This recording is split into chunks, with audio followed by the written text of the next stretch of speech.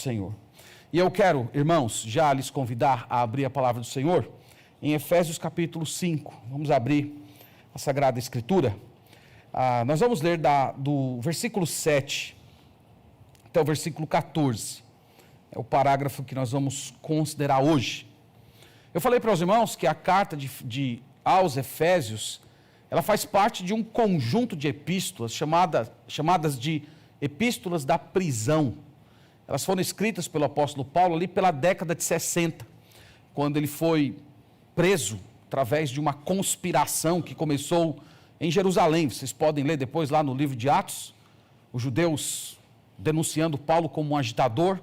Ele acabou sendo preso por um soldado, pela guarda pretoriana, e depois ele é encaminhado para algumas prisões, e ele vai terminar apelando para ser julgado pelo próprio imperador, e ele tem uma viagem dificílima, e ele termina essa viagem na cidade de Roma.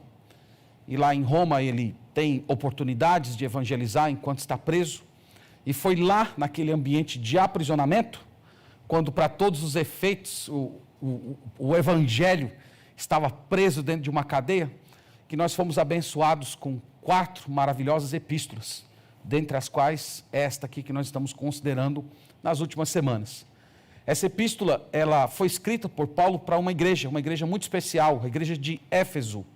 Essa igreja, diz a história, foi pastoreada pelo apóstolo João, discípulo do amor. Ele teria morrido de causas naturais enquanto era pastor dessa igreja. Mas antes ela havia sido fundada pelo apóstolo Paulo, e esses irmãos ficaram muito preocupados com o fato de Paulo estar preso. E ele escreveu essa carta para dizer o porquê ele foi aprisionado. E ele vai dizer lá no capítulo 2, capítulo 3 melhor, que ele estava aprisionado porque ele estava pregando as insondáveis riquezas de Cristo.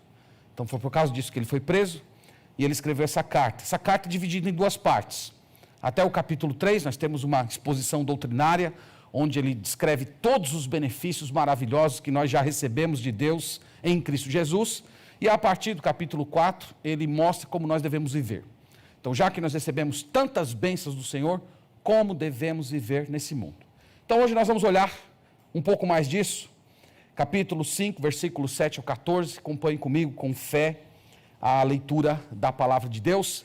Lembre-se, escritos do apóstolo Paulo, a gente vai frase por frase, palavra por palavra. A gente não pode chegar e tratar tudo de uma só vez, é quase que um crime fazer isso com os escritos de Paulo, então a gente vai aqui considerando parte por parte. Capítulo 5, verso 7, a palavra de Deus diz assim: portanto, não sejais participantes com eles, pois outrora éreis trevas, porém agora sois luz no Senhor. Andai como filhos da luz, porque o fruto da luz consiste em toda bondade, justiça e verdade, provando sempre o que é agradável ao Senhor. E não sejais cúmplices nas obras infrutíferas das trevas, antes, porém, reprovai-as. Porque o que eles fazem em oculto, o só referir é vergonha. Mas todas as coisas, quando reprovadas pela luz, se tornam manifestas, porque tudo que se manifesta é luz, pelo que diz: desperta, ó tu que dormes, levanta-te de entre os mortos, e Cristo te iluminará. Amém. Amém.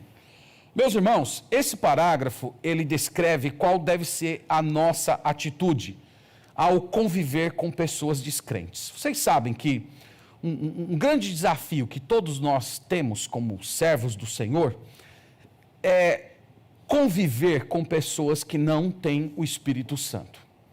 Então, você que vive cercado de pessoas ímpias, você já deve ter se pegado em certas situações em que você precisa tomar uma decisão de sustentar os valores bíblicos ou fazer vista grossa ao comportamento de certas pessoas incrédulas.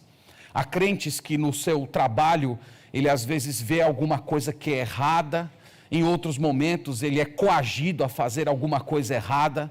Os alunos jovens cristãos, quando no colégio ou na faculdade, Eles são colocados diante de pessoas que falam coisas terríveis, que possuem comportamentos ímpios, e às vezes o jovem cristão fica inseguro: como é que eu faço, o que é que eu reajo, eu me calo, eu falo, eu repreendo, eu me afasto.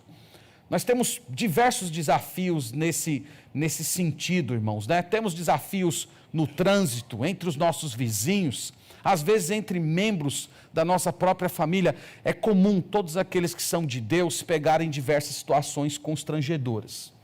Então, a questão que Paulo coloca aqui para a gente é essa: como nós nos relacionamos com o descrente? Como é que nós nos comportamos diante de pessoas que têm atitudes que estão em oposição à palavra de Deus? Vocês perceberam na leitura que Paulo falou a respeito desse assunto, lançando mão de um contraste entre luz e trevas. Ele usou 5 vezes esse contraste: verso 8, verso 9, verso 11, verso 13, verso 14. Eu já disse para os irmãos, toda vez que nós temos palavras repetidas na Bíblia, nós temos que dar bastante atenção a elas. Ele usa o termo trevas, por exemplo, em um sentido metafórico. Ele usa trevas para referir-se à vida daquelas pessoas que não se converteram a Jesus. Eles estão em trevas no sentido que eles não conseguem ver a Deus, eles não conseguem discernir a verdade, eles estão perdidos, eles são ignorantes, eles são insensíveis às realidades espirituais, eles estão em cegueira, em total perdição espiritual. Então é por essa razão que Paulo opta pelo termo trevas para se referir a essas pessoas. Do outro lado, ele usa o termo luz. O termo luz é usado para designar a vida daqueles que estão em Cristo. Então, quando Paulo fala em luz, ele está trazendo a ideia de santidade, capacidade de discernir a verdade, compreender a vontade de Deus, a verdade do Evangelho. São pessoas de clareza de valores, e uma das características da luz, o apóstolo Paulo diz, é que ela dissipa completamente as trevas. Então, usando essas duas metáforas, luz e trevas, Paulo vai mostrar o modo como nós devemos nos relacionar com aquelas pessoas que ainda creram no Evangelho. Basicamente, ele vai dizer que nós não devemos ser participantes, nem indiretamente, das obras dessas pessoas. Nós devemos andar como os filhos da luz e, ao mesmo tempo, reprovar todas as obras das trevas. Antes de olhar o texto, tem só mais 2 coisas para falar. Embora a Bíblia use a palavra trevas para designar a vida de um não convertido, é importante, irmãos, lembrar que um descrente pode fazer coisas boas e corretas. Há muitos descrentes que são educados, honestos, sinceros, verdadeiros. E isso ocorre por causa da graça de Deus, do amor que Deus tem por sua criação. O Senhor dá saúde a pessoas ímpias, o Senhor dá uma certa tranquilidade de vida, o Senhor dá uma boa família, prosperidade e até certas virtudes morais, de tal maneira que essas pessoas podem ter até mesmo um caráter aprovado. Lembre-se que essas coisas não são do indivíduo, mas é graça de Deus. Os teólogos gostam de chamar de graça comum. Graça comum porque ela é perene a toda a humanidade. Deus abençoou a sua criação, Deus faz chover sobre bons e maus, então Deus tem ministrado um tipo de graça, não é uma graça salvadora, mas é uma graça que produz uma melhora de caráter e, consequentemente, uma melhora social. Se Deus retirasse essa graça, irmãos, aliás, a gente até tem uma pequena demonstração na Bíblia do que vai acontecer com a humanidade quando Deus retirar essa graça. Basta você ler o Apocalipse, a partir do capítulo 7. Ali você percebe que Deus começa a retirar essa graça e o mundo simplesmente entra em um estado de caos. Então esse mundo ainda não se tornou um inferno, embora muita gente diga que o inferno é aqui. Esse mundo aí não se tornou um inferno porque há essa graça de Deus que permite que pessoas em trevas espirituais sejam capazes de fazer coisas boas. Então é importante lembrar disso. O outro lado é que, embora a Bíblia use a palavra luz para designar a vida de um convertido, em certos casos, crentes praticam obras das trevas. Então, pessoas que conhecem a Deus, mas que eventualmente podem acabar se comportando como ímpios. Isso ocorre, meus irmãos, porque, embora justificados pelo Senhor, o nosso coração ainda possui certos resíduos de pecado.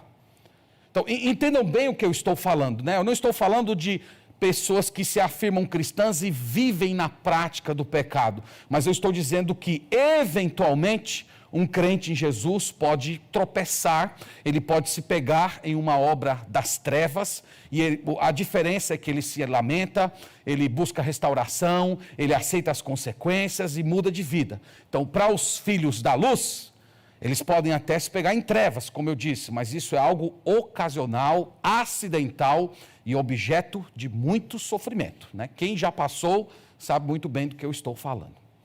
Dito essas coisas, agora eu vou começar a pregar, tá bom? Então vamos lá. Eu dividi o texto em duas partes, seguindo basicamente o fluxo do argumento de Paulo. Ele diz o que você não deve fazer e o que você deve fazer. Então você vai ver que ele sempre introduz com não, não, não, não, e depois ele transforma as exortações no positivo, o que você deve, o que você deve, o que você deve fazer. Então comecemos com o versículo 7, que não se deve fazer. Em primeiro lugar, ele diz, portanto, não sejais participantes com eles. Então a primeira coisa é que nós não devemos participar das obras de um certo grupo de pessoas, que aqui no verso 7 é chamado de eles. Eles refere-se a quem? Basta você ler o versículo anterior. Ninguém vos engane com palavras vãs, porque por essas coisas vem a ira de Deus sobre quem? Sobre os filhos da desobediência. Portanto, não sejais participantes com eles. Eles quem? Os filhos da desobediência. Então ele diz, você não deve ter participação com essas pessoas. Aí você pergunta, mas participação em quê? Eu não posso participar da mesma classe, eu não posso participar com essa pessoa do mesmo ambiente. Não, ele deu uma lista de obras que nós examinamos, inclusive, na última semana. Verso 3 e verso 4, ele fala, mas a impudicícia e toda sorte de impurezas ou cobiça, nem sequer se nomeia entre vós. Versículo 4, nem conversação torpe, nem palavras vãs, chocarrices, coisas inconvenientes.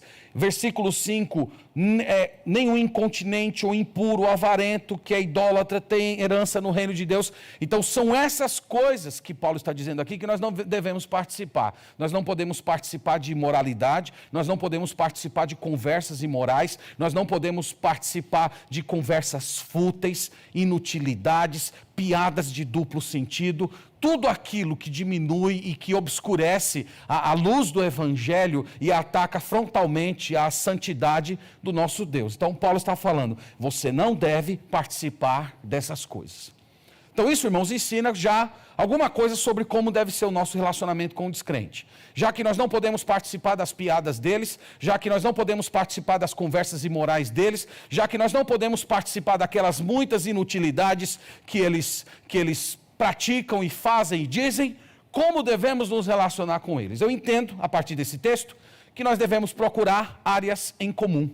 Nós já falamos no início da pregação a respeito da graça comum, que há certos valores, há certas virtudes que Deus comunicou ao coração de cada pessoa. Então, virtudes como honestidade, bondade, verdade, trabalho, família, essas coisas foram colocadas no coração do descrente pelo Senhor. Então, nós podemos optar por esses temas, nós podemos transitar nesses temas, de modo que todos nós ficamos bem acomodados. Mas tão logo as obras das trevas apareçam, o que é que nós temos que fazer, diz Paulo? Nós nos afastamos delas. Então é assim que nós vivemos entre os descrentes. No verso 8, ele desenvolve um pouco mais, dizendo o seguinte, por que nós não devemos participar? Verso 8, ele diz, pois outrora éreis trevas, porém, agora, sois luz no Senhor, andai como filhos da luz. Então aqui ele está explicando o motivo. Por que nós não participamos? Por que nós não entramos nas suas brincadeiras? Por que nós não participamos das suas conversas? Paulo diz, porque nós somos luz, nós não somos mais trevas. Quando ele diz que nós somos luz, ele está dizendo, nós somos iluminados pelo Evangelho, nós conhecemos o Deus verdadeiro, o Espírito Santo agora habita o nosso coração, nós fomos salvos por Jesus. Vocês estão vendo, irmãos, que o que Paulo está dizendo é que o contato da gente com o Evangelho tem que mudar o nosso comportamento, precisa mudar as nossas conversas. Então, se você diz que teve um encontro verdadeiro com Jesus e se converteu a Ele, mas as suas conversas são essas que nós acabamos de ler aqui no verso 3, 4, 5, você deve sinceramente questionar a sua conversão. Porque Paulo está dizendo, isso era do tempo que vocês eram trevas. Agora vocês são luz. Vocês foram iluminados pelo Evangelho. Vocês não podem mais ser como vocês um dia foram. Um dia vocês tiveram esses tipos de conversas. Mas agora vocês fazem parte de um outro povo. Vocês não estão mais nas trevas. Vocês foram transportados para o reino do Filho do seu amor. Ele termina esse mesmo versículo, irmãos, o versículo 8, dando uma exortação dizendo, andai como filhos da luz. Eu já disse muitas vezes aqui na igreja a respeito da ética do apóstolo Paulo. A ética do apóstolo Paulo é sempre mostrar o que Deus fez por você e como você deve reagir ao que Deus fez. Então ele está dizendo, já que Deus trouxe você para a luz, agora ande na luz. Então você não tem que andar na luz para se tornar luz. Você tem que andar na luz porque você já foi feito luz através do Evangelho de Jesus Cristo. No 10, ele fecha esse raciocínio, dizendo, provando sempre o que é agradável ao Senhor. O que significa isso, irmãos? Provando sempre o que é agradável ao Senhor. Sabe o que ele está dizendo aqui? Ele está dizendo que as pessoas que andam na luz, elas descobrem aquilo que agrada ao Senhor e elas se dedicam a fazer isso. É isso que significa provando sempre o que é agradável. Você está ali empenhado, você está ali dedicado a conhecer o que Deus requer de mim, como é que Deus quer que eu reaja, o que é que Deus quer que eu fale, que tipo de pessoa eu devo me tornar, e você está ali dedicado, buscando conhecer isso, e ao perceber aquilo que Deus requer de você, você simplesmente se dedica a fazê-lo. Irmãos, pensem bem aqui, nós precisamos de muita sabedoria de Deus para aplicar isso no dia a dia. Então imagina você que trabalha num local que tem muitos ímpios, e aí há lá uma comemoração, se reúnem os colegas de trabalho para fazer uma confraternização de amigos, ou eles resolveram sair para um certo lugar, vamos para um shopping, para um restaurante. Então, às vezes é muito complicado a gente aplicar isso a situações concretas. Mas Paulo está dizendo aqui que nós temos um caminho, nós temos um princípio. Nós podemos até tornar esse princípio em uma pergunta. Então você foi colocado num ambiente, num local em que há pessoas ímpias e elas estão conversando ali. Eu acho que a pergunta que precisava governar somente é essa. O que agrada a Deus? O que agrada a Deus aqui? A santidade do meu Senhor Jesus Cristo se acomodaria a esse lugar? Se o Senhor Jesus Cristo estivesse aqui, ele participaria sem constrangimento dessa conversa? Ele ficaria nesse ambiente sem repreender essas pessoas? Então, esse é o princípio, irmãos. Nós não estamos ocupados em saber o que nos agrada, o que nos faz sentir bem. Nós estamos preocupados em agradar a Deus. Então, nós estamos querendo agradar aquele que morreu pelos nossos pecados. Então, Paulo está dizendo, descubra isso e pratique de uma vez por todas. No verso 11, ele apresenta um segundo princípio, dizendo o que nós não podemos fazer. Veja aí que ele diz no verso 11, ele diz, e não sejais cúmplices nas obras infrutíferas das trevas, antes, porém, reprovai-as. Então, primeiro ele diz que nós não devemos ser cúmplices. Parece ser a mesma coisa que ele disse anteriormente, mas lembre-se que ser cúmplice é você, ainda que indiretamente, participar do crime de outra pessoa. É você ser uma espécie de um sócio, de um parceiro, de um colaborador em alguma coisa errada. Eu não sei, eu acho que vocês vão concordar comigo que frequentemente nós somos tentados a ser cúmplices, todos os dias. Nós somos tentados a essa cumplicidade, às vezes chegando na forma de um convite, às vezes uma pressão que é feita sobre você, uma pressão que pode lhe causar algum dano se você não ceder, se você não fizer vista grossa, às vezes o medo, às vezes a própria ameaça, ou quem sabe a possibilidade até de tirar alguma vantagem daquilo, um benefício próprio. Então nós somos tentados, irmãos, à cumplicidade de muitas maneiras. Às vezes praticando, às vezes incentivando, às vezes nos deleitando, outras vezes apoiando, consentindo, em outros momentos nos omitindo, ficando calado. São muitas tentações que nós somos colocados todos os dias nesse mundo sem Deus, para nos tornarmos de alguma forma, cúmplices das obras das trevas. Mas Paulo está dizendo aqui, não participe nem de forma cúmplice, não participe nem através da sua omissão, porque são obras das trevas, ele chama de obras infrutíferas. É muito interessante isso. Paulo está dizendo que trevas não produzem fruto, trevas só produzem morte. As trevas podem até te dar uma promessa de algum prazer imediato, mas nós sabemos que o salário do pecado é sempre a morte. E é por isso que ele diz, não sejam cúmplices, não sejam, nem através do silêncio, nem através do consentimento interno, nem através da omissão, não participe de nenhuma maneira das obras das trevas. Então vocês estão vendo, irmãos, que é um ensino forte, é um ensino muito profundo, é um ensino arrebatador para o nosso coração. Não é só você evitar fazer o mal, mas é você evitar repreender o mal, é você evitar a confrontar o mal. Ele diz, tudo isso são formas de cumplicidade e não estão de acordo com o tipo de vida que uma pessoa remida deve levar nesse mundo. Tudo isso que Paulo falou aqui foi o que não fazer. Agora, ele diz o que nós devemos fazer. Final do verso 11, ele começa a dizer o que nós devemos fazer. Essa passagem, irmãos, é uma passagem muito bonita, mas é uma passagem muito complexa. Até mesmo os grandes estudiosos aí do Novo Testamento, eles dão umas patinadas nesse versículo aqui. Você encontra um que diz uma coisa sobre o versículo, outro que diz outra coisa sobre o versículo. É um grande desafio interpretar bem essa passagem aqui, mas nós vamos tentar mostrar para os irmãos o que nós temos entendido aqui. Então, a primeira atitude que nós devemos ter com relação à convivência com as pessoas do mundo. Paulo vai dizer, vocês devem reprovar as obras das trevas. Veja que isso está no verso 11. E não sejais cúmplices nas obras infrutíferas das trevas, antes, porém, reprovai-as. Reprovai-as.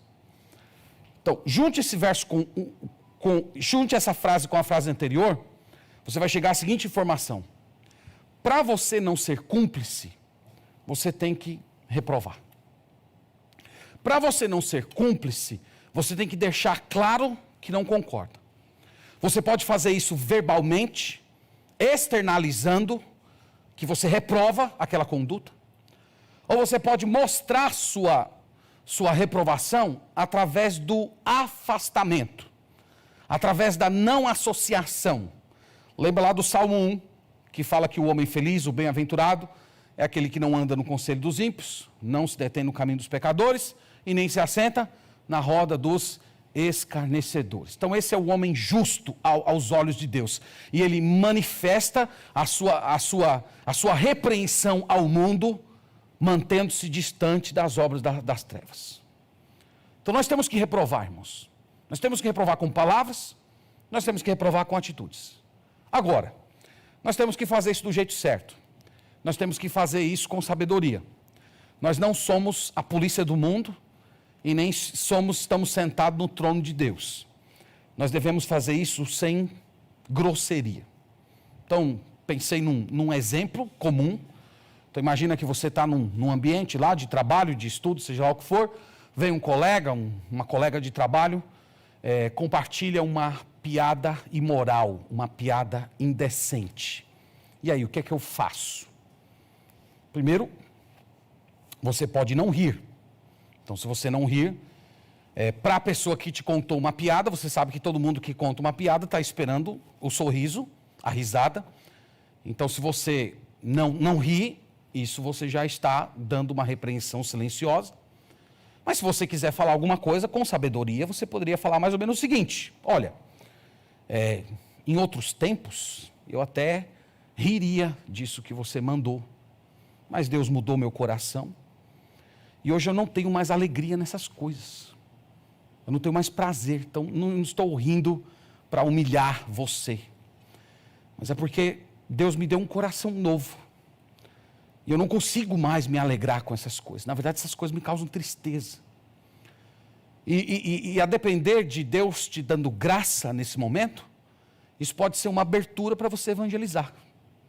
Pode ser uma oportunidade de você falar de Cristo. De você contar o seu testemunho de salvação. Mostrar o que Deus fez na sua vida. Como o Espírito Santo de Deus gerou em você uma repulsa por conversas de natureza sensual. Eu estou falando isso, irmãos, porque de vez em quando os cristãos são acusados de serem chatos, de serem mal-humorados, sempre reprovadores. E algumas vezes, irmãos, vamos dar o braço a torcer, nós merecemos esse tipo de reprovação. Nós não temos um tipo de sabedoria. Nós temos que encontrar o tempo correto, o modo correto, o jeito correto. Isso não significa que a pessoa do outro lado vai reagir bem. Já houve casos de eu procurar ser o mais educado possível e isso não gerar um fruto bom, né? Alguns anos atrás, eu participava de um grupo de jogadores de futebol, eram uns homens já de meia idade, e eles falavam palavrões terríveis, né? Eu fui criado numa periferia de São Paulo, perto de uma favela, e eu cresci ouvindo palavrões mais terríveis, mas aqueles homens, eles tinham um repertório de palavrões que eu nunca tinha visto na minha vida. Meu Deus, eu achava que eu tinha sido criado na impiedade, mas depois que eu ouvi esses homens aqui, eu percebi que eu estava só na superfície, né? E foi interessante que eu fui tentando conversar com alguns deles, até evangelizar, e depois que eles descobriram que eu sou pastor, aí foi pior. Aí eles começaram a falar palavrões ainda mais horríveis. E eles falavam olhando para mim e rindo. Então, quando esse tipo de coisa acontece, como é que nós expressamos a nossa reprovação? Nos afastando. Saindo daquele ambiente. Lembrando do que está aqui no versículo 6. Olha o que ele diz aqui, ó. Ninguém vos engane com palavras vãs, porque por estas coisas vem a ira de Deus sobre os filhos da desobediência. Essas pessoas são filhos da desobediência e eles estão debaixo da ira de Deus. E você precisa se afastar dessas pessoas. Toda vez que alguém que é de Deus se afasta, isso, irmãos, possui uma simbologia bíblica muito forte. Vocês sabem que o povo de Deus sempre conviveu com os ímpios. Mas todas as vezes em que Deus queria destruir um certo grupo, uma certa cidade, o que é que Deus fazia com o seu povo? Ele retirava o seu povo. E ali os ímpios estavam entregues à ira de Deus. Então, simbolicamente, é como você estivesse fazendo isso. Não que você esteja desejando, vou sair desse campo de futebol, vai cair fogo do céu, vai queimar todos vocês. Não é esse sentimento, nós não carregamos esse revanchismo no coração. Mas nós estamos manifestando a nossa indignação e mostrando que com o nosso afastamento daquele ambiente, é como se aquelas pessoas tivessem a ira de Deus selada sobre elas. Então, é disso que o apóstolo Paulo está falando aqui, irmãos. Vamos lembrar, nós precisamos de muita sabedoria para entender isso, mas nós precisamos procurar as melhores maneiras, as maneiras mais sábias, mas isso não significa que vai dar certo. Algumas vezes, Deus coloca você em certos ambientes sociais, não é para levar necessariamente o evangelho e aquelas pessoas serem salvas, é para que as pessoas vejam a luz que está em você e elas se tornem ainda mais ímpias. Isso de vez em quando acontece, infelizmente. Quando as pessoas são colocadas diante da luz, elas se tornam mais trevas ainda. Elas se escondem ainda mais nas suas impiedades. A gente vê isso no livro de Apocalipse. Lá no livro de Apocalipse, a Bíblia diz que no futuro a ira de Deus estará caindo sobre esse mundo e os grandes homens, os ricos, os poderosos, eles irão se esconder nas cavernas. E a Bíblia diz que eles estão escondidos lá porque eles estão com medo da ira do Cordeiro. Mas sabe o que eles fazem? Sabe o que eles farão? Eles blasfemam contra Deus, eles xingam Deus, eles continuam nas suas idolatrias, mesmo tendo consciência de que aquilo que eles estarão sofrendo é a ira do Senhor Jesus Cristo. Então, nós podemos ver um símbolo desse acontecimento futuro nos nossos relacionamentos hoje. Deus vai colocar você perto de pessoas apenas a sua presença, a sua vida, sem você dizer uma palavra, vai gerar constrangimento para aquelas pessoas. Porque você é luz. E toda vez que a luz chega nas trevas, as trevas se dissipam, as trevas se incomodam. Então a sua presença, silenciosa, apenas vivendo um cristão normal, como aluno da sua escola, da sua faculdade, como uma pessoa que trabalha, o seu silêncio, a sua postura já vai ser um constrangimento. É um espelho. Aquela pessoa olha para você e ela se enxerga. Ela vê em você aquilo que ela não é e deveria ser. E ela se sente com raiva disso. E isso vai gerar oposição. Isso vai gerar ataque a você. E aí nessa hora você precisa ter sabedoria. Você deve procurar as melhores maneiras de se aproximar, de falar de Jesus, de ministrar os corações. Mas nem sempre isso vai trazer salvação. Às vezes vai servir apenas para selar a condenação dessas pessoas. Para elas chegarem no dia de Cristo e elas não terem desculpa nenhuma. Como se Deus dissesse para essas pessoas: eu coloquei luz na frente de vocês. Eu coloquei um filho meu, eu coloquei uma filha minha. Você viu quem essa pessoa era. Você me viu naquela pessoa. Mas você resolveu se esconder na sua própria incredulidade. E por isso você é filho das trevas. Você está condenado. A minha ira vai ser derramada sobre vocês. Então é por isso que nós temos que descansar o nosso coração. Nós sofremos quando vemos, irmãos, a incredulidade das pessoas. Mas muitas vezes isso faz parte do plano de Deus. No verso 12, volte comigo. O apóstolo Paulo, falando dessas obras infrutíferas das trevas, ele diz assim: porque o que eles fazem em oculto, o só referir é vergonha. Então, ele está falando, irmãos, que as obras, né, essas obras que nós acabamos de ler aqui, verso 3, verso 4, verso 5, ele diz que normalmente essas obras são praticadas em oculto. Isso, essas pessoas dissimulam. Nós estamos hoje vivendo numa época tão trágica que as obras que eram praticadas em oculto no primeiro século, hoje elas são praticadas na televisão, elas são praticadas na rede social, elas são praticadas no meio da rua. Nós estamos vivendo tempos terríveis. Mas Paulo diz, é vergonhoso. É por isso que você não deve ter nenhum tipo de participação. É por isso que você não deve mostrar nenhum tipo de acolhimento, porque isso tudo é vergonhoso. E aí chegamos no verso 13. O verso 13 talvez seja o verso mais complicado dessa passagem. Ele diz o seguinte aqui: mas todas as coisas, quando reprovadas pela luz, se tornam manifestas, porque tudo que se manifesta é luz. Então não sei você, né? A primeira vez que eu li esse versículo, deu uma travada na cabeça, assim, né?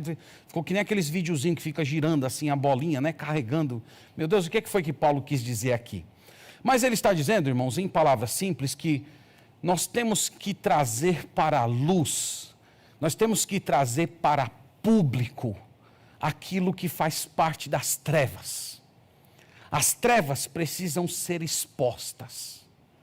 As trevas precisam ser conhecidas.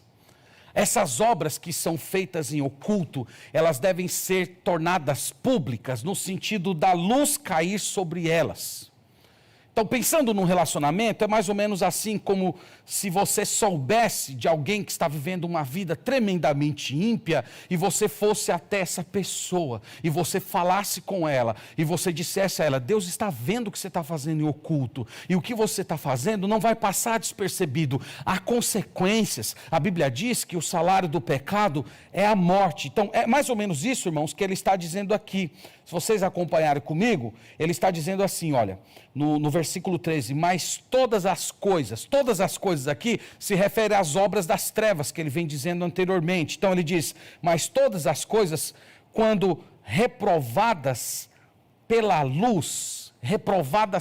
luz, luz aqui se refere aos crentes, se refere àqueles que são de Deus, são eles que reprovam essas trevas. E ele diz, essas obras, elas se tornam manifestas, então elas se tornam conhecidas, elas são praticadas em oculto, mas quando chega um filho, uma filha de Deus, que vai lá, denuncia, repreende, exorta, aquilo imediatamente vem à luz, porque tudo que se manifesta é luz. Aqui o sentido é, tudo que se manifesta é iluminado.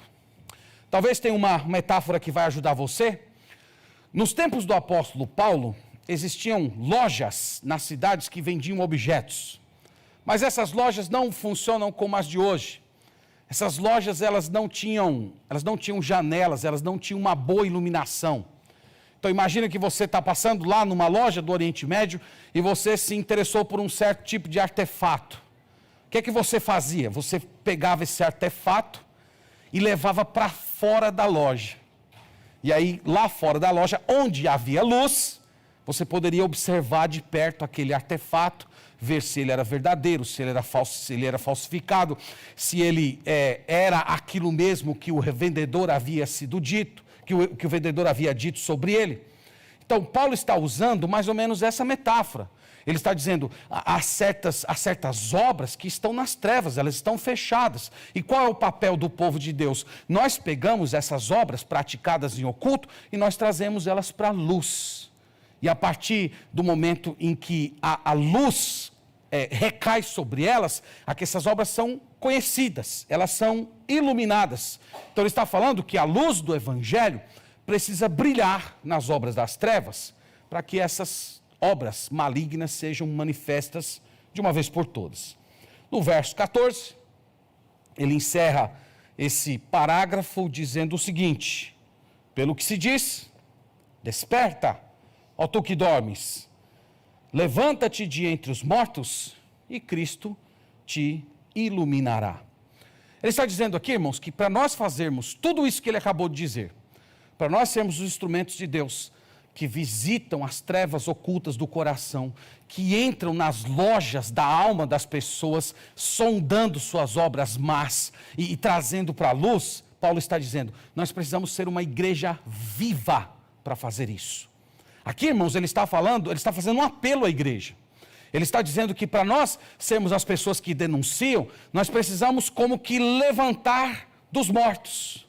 Para nós não sermos mais participantes das obras das trevas e sermos instrumentos da luz de Cristo, nós temos que nos levantar desse estado amortecido. Então isso aqui é um apelo para o avivamento espiritual. Então ele está dizendo assim, olha, esse é o nosso dever. Por que nós não estamos fazendo isso? Por que nós não estamos vivendo assim? Por que nós não estamos trazendo as obras das trevas para a luz? Por que nós não estamos mostrando a nossa reprovação quando nós vemos pessoas agindo de um modo anticristão, anti-Deus e anti-evangelho? Ele diz, porque nós estamos dormindo como se fôssemos mortos.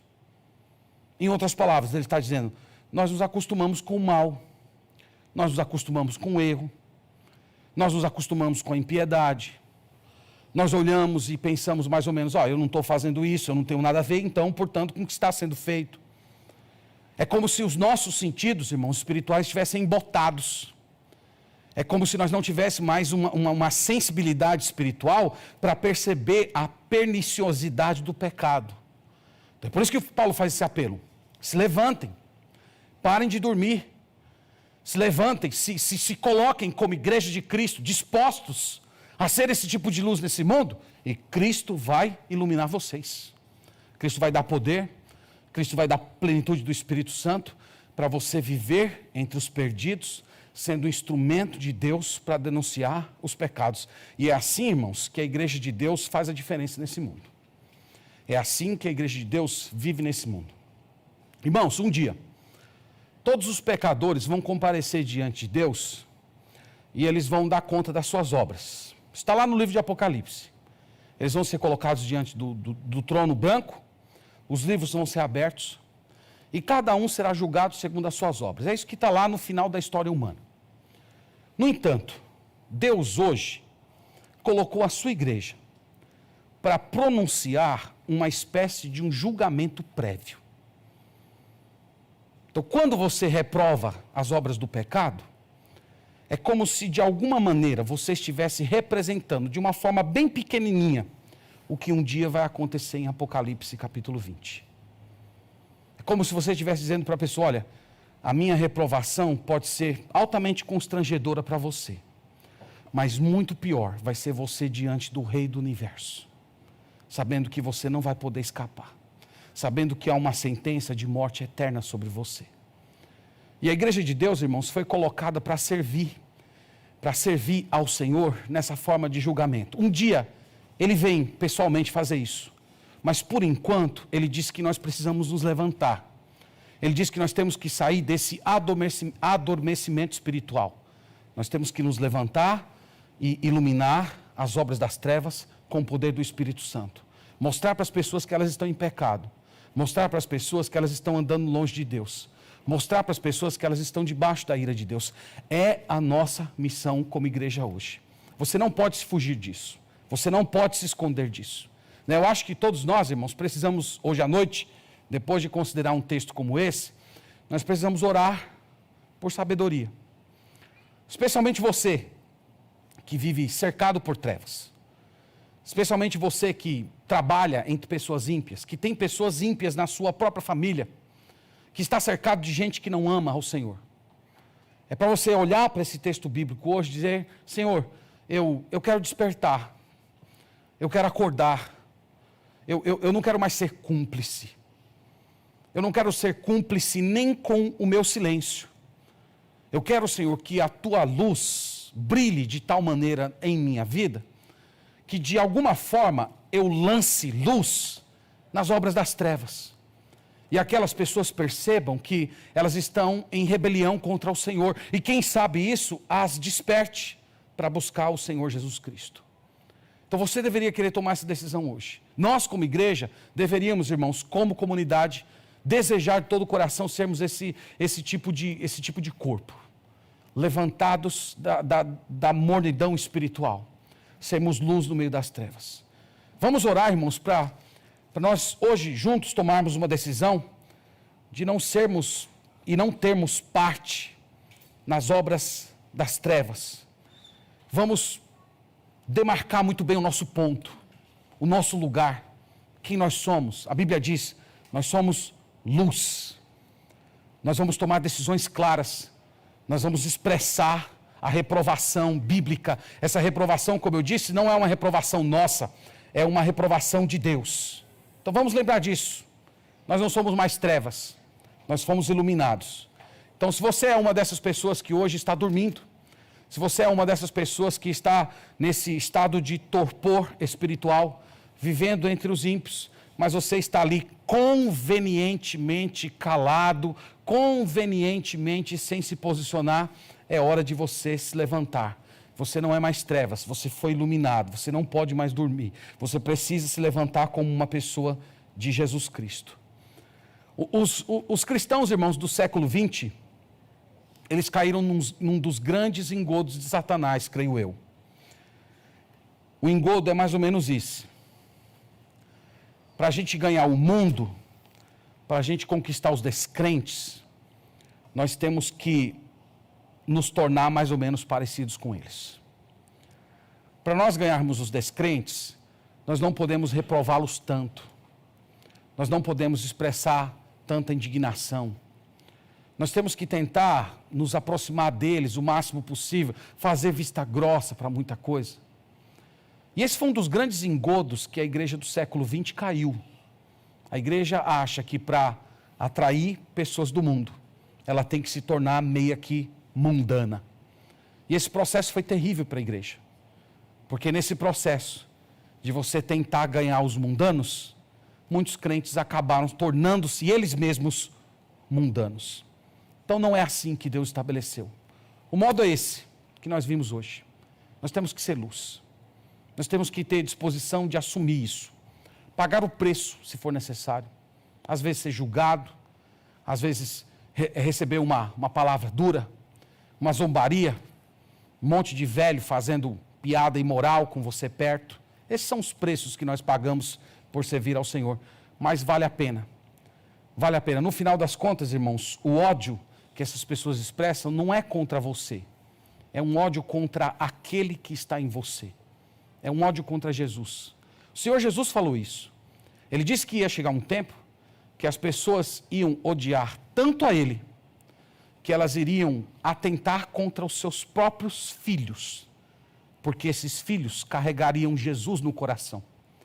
E por carregarem Jesus no coração, os pais iriam odiar seus próprios filhos. Então essa é a situação que nós vivemos hoje. E eu quero terminar me dirigindo a você que ainda não entregou sua vida a Jesus Cristo. Nós lemos aqui no texto sagrado hoje que só há 2 tipos de pessoas na Bíblia: luz e trevas. Ou você é luz, ou você está nas trevas. Ou você está em Cristo, ou você não está em Cristo. Ou você está perdido, ou você está salvo. E se você quer ser uma pessoa que anda na luz, que faz as obras da luz, e que leva a luz de Cristo para todas as pessoas, você precisa estar em Cristo Jesus. Você precisa ser convertido a Ele, você precisa ser perdoado dos seus pecados, você precisa ser declarado justo no tribunal de Deus. E só a partir do momento em que Deus perdoar todos os seus pecados e enviar o Espírito Santo para habitar no seu coração, é então que você terá um tipo de vida caracterizada como luz, que vai glorificar a Deus e fazer bem a esse mundo. Então, se você deseja ser alguém da luz, entregue-se a Jesus Cristo hoje. Se arrependa dos seus pecados. Creia que a morte dele foi um pagamento por você. Se curve diante de Jesus Cristo. Se dobre diante dele. Diga: Senhor, eu quero sair das trevas. Eu não quero mais viver afastado de Ti. Eu não quero mais viver distante do Senhor, alienado da Tua presença. Eu quero estar diante do Senhor, vivendo para a Tua glória. Eu quero ser contado entre esse povo que é chamado pela Bíblia de luz. Faça isso. Você será salvo. Eu oro para que Deus abra o seu coração, para que você veja a urgência disso. Porque se você não fizer isso, a Bíblia diz que você vai fazer parte daquelas pessoas que estarão debaixo da ira de Deus. E não pode haver maior tragédia para um ser humano do que no dia do juízo final, no dia do ajuste de contas, você não está escondido em Cristo Jesus. Então tome essa exortação dura, mas amorosa, e se entregue a Jesus Cristo hoje, em um ato de fé, arrependimento, crendo nele de todo o seu coração, determinado de hoje em diante a viver para a glória dele, e Deus vai te salvar, você vai ser luz, você vai ser um instrumento de bênçãos para esse mundo.